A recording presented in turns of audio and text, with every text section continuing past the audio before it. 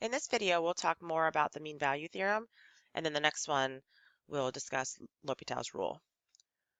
Okay, so determine all the numbers that satisfy the conclusions of the mean value theorem for f of x equals this function here on this closed interval.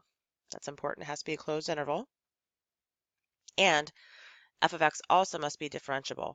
Differentiable just means it's nice and smooth and curvy. There's no sharp points, no discontinuities.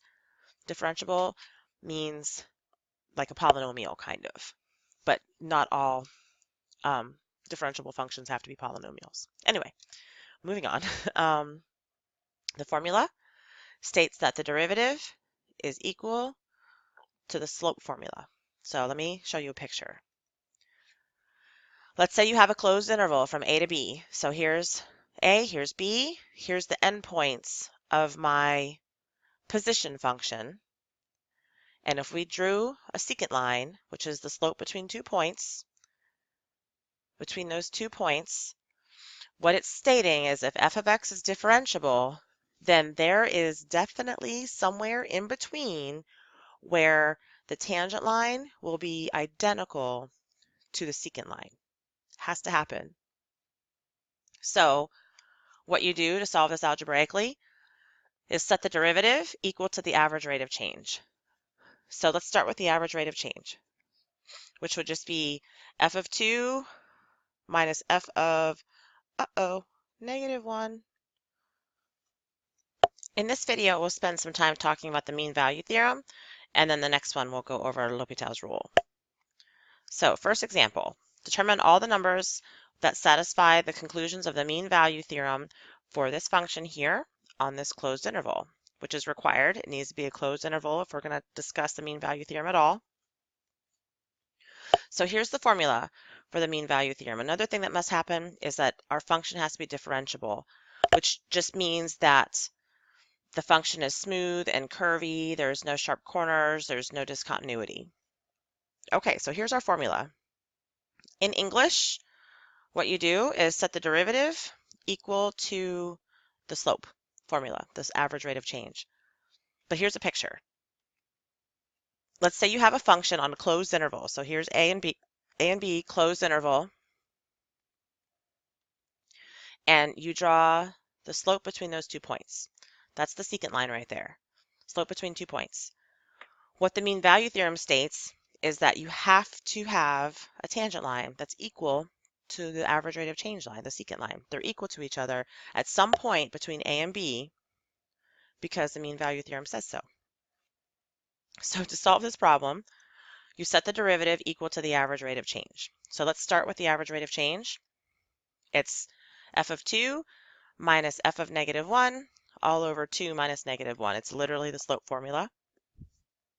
So you just plug 2 into this function, and you plug -1 into that function.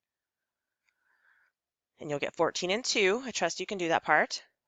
If you simplify this, you can get 12 over 3. Average rate of change is 4. So we're going to use that in a minute. Let's talk derivative now.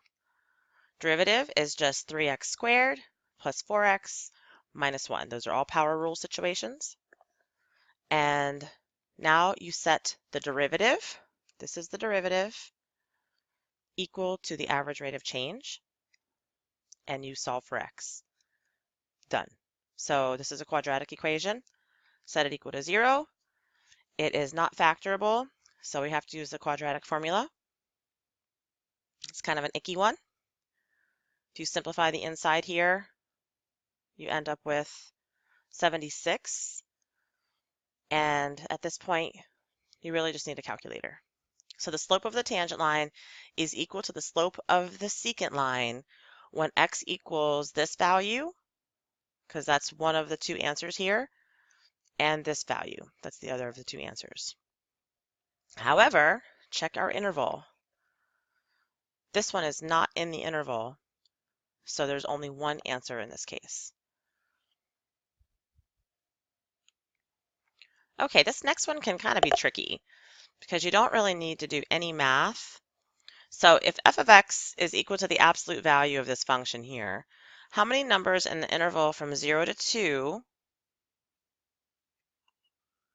satisfy the mean value theorem. Okay, so that function without absolute value symbols looks like this. It's a quartic function. If you multiplied it all out, it would be x to the fourth power. But the absolute value, well, that makes it positive. That means that every y coordinate is positive. So this section, all of this is actually the absolute value of those numbers. So like this number here, it looks like it's probably negative 16-ish or something. It's actually positive 16. So everything down here is reflected up. So the absolute value equation, the graph looks like that.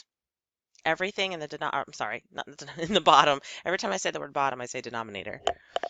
Everything below the x-axis that's negative is actually positive value. So it's just a reflection over the x-axis.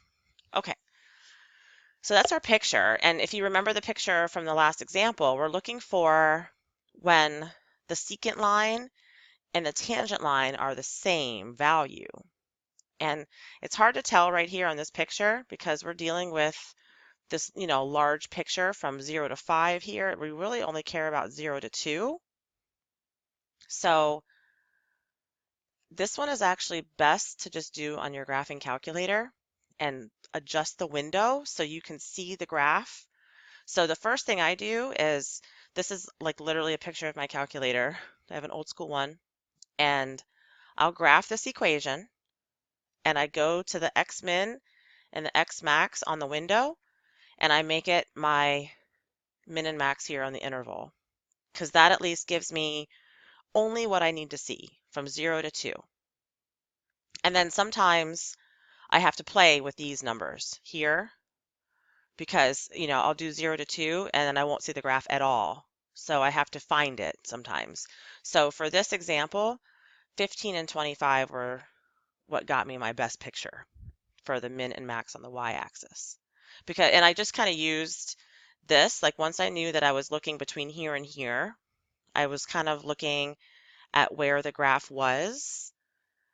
So I knew that it was going to be between 15 and 20 or 15 and 25. Like I just kind of played around knowing what the big graph looked like, and I was able to find it easier that way. So playing with the window is a really good tool if you have a graphing calculator.